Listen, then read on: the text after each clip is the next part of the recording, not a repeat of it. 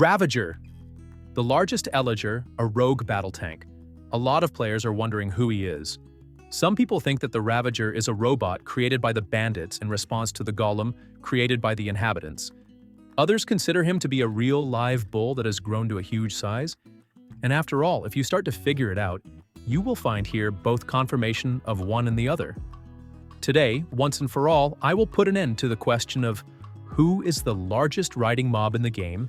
Make yourself comfortable with Eumakis, and we're starting with theory. The mob's characteristics tell us that it is one of the most resilient mobs in the game. He has 50 hearts, which is 5 times more than the player, and exactly the same amount as the health of the Iron Golem. He cannot be found either at the Outlaw Outpost or in the Forest Mansions. This is an exclusively raid creation. It comes when the player brings the black mark of the bandits to the village. However, we mean that the Ravager lives with ordinary robbers because this is their transport. You don't think that robbers just find it in the world, and then they're like, oh, let's get on it and go on a raid. The Ravager has 2 types attacks. With one, he just does a lot of damage, and with the second, he throws his roar over a long distance.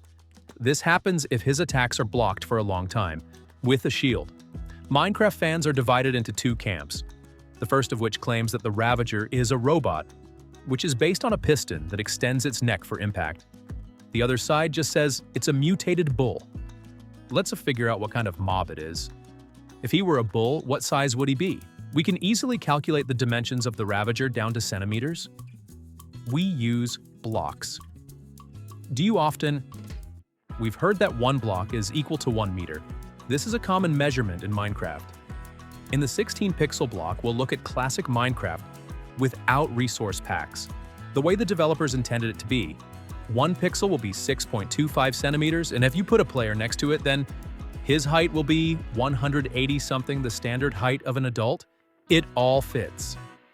So the length of his body with the legs of the Ravager is 48 pixels. This is without taking into account the protruding horns and nose. If you install it vertically as a player, he was tall, it would be exactly 3 meters. And in order to jump on it, you need to overcome more than 2 meters of height. All this data makes the Ravager just huge and more like a robot than a living bull. But let's dig further. The sounds of the Ravager can help us, namely the sounds of his walking. Some people consider the Ravager to be a robot because when walking, you can hear the chains banging against the chains.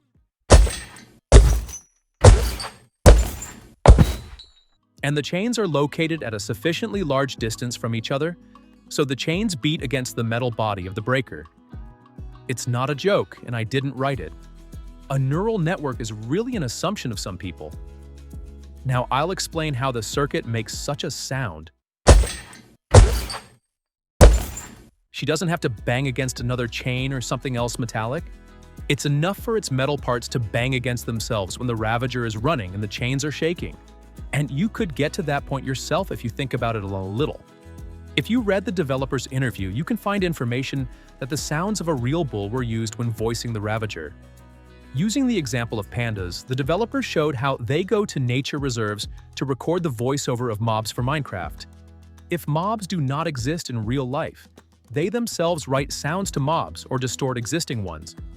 But if the Ravager were a fictional robot, the developers would have edited the sounds to the robot. They would record the sounds of a real bull. Moreover, those who consider the Ravager to be a golem do not pay attention to the codename of the mob. It's just called the Ravager, and there's no prefix. A golem like the Iron Golems, Snowmen, and Shockers have. I've also heard the claim that the Ravager, if he were really a bull, he wouldn't be able to stretch his neck that far. And it's like a robot with a piston in its structure, otherwise the neck wouldn't have extended so much, meaning people really got to the animation.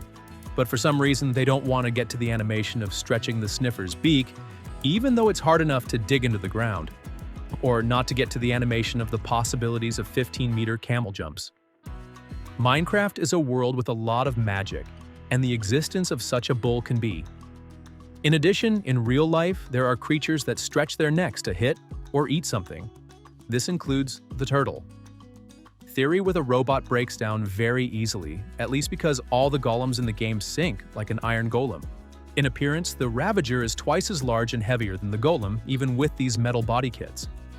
But he doesn't sink in the water. Therefore, it is quite a live mob that can swim out of the water on its own. Besides, when we break a golem, there are cracks in it.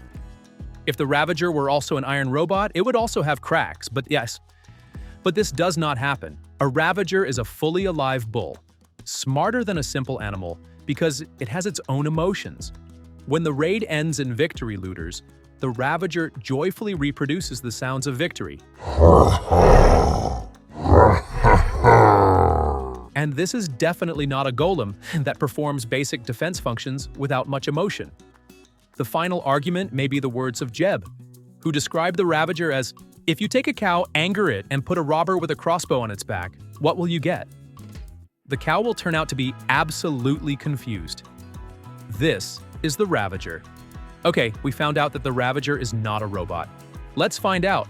The developers said that when creating the Ravager, they were inspired by Manticore. Something that kind of looks like a villager, but in a weird way, like sort of like this Manticore kind of vibe. Probably just way out there now with references here, but...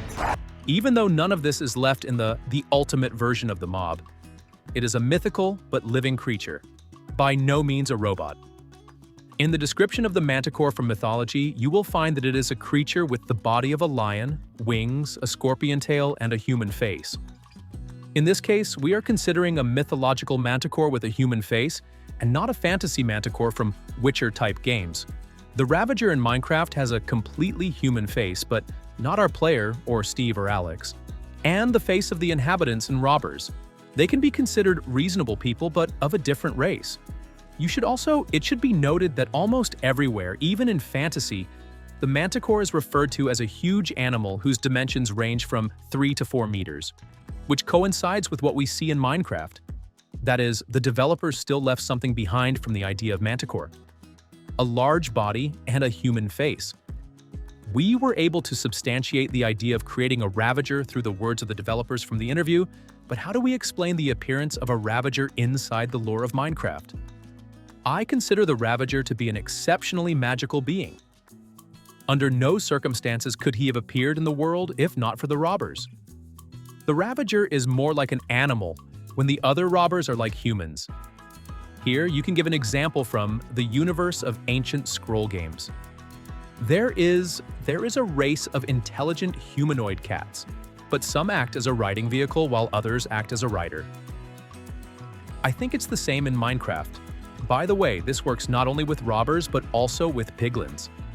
Given that the bandits have strong sorcerers, they have every chance of using magic to turn one of their fellows into a bull, or turn a cow into a Ravager, or cross a resident with the bull, making him a ruiner. One thing we know for sure is that they understand the language of the robbers because they communicate in it themselves. They show emotions, they are happy and angry, and they do it all in the language of looters. It's just another species related to the beauty of the nosy ones. But maybe I'm wrong, and there's more to the story of the Ravager's creation. A dark secret that we can never know. That's the end of the theory. Subscribe to the channel, because there's a lot of interesting stuff about Minecraft. Well, I'm saying goodbye. Makis was with you. Good luck to everyone. Bye-bye to everyone.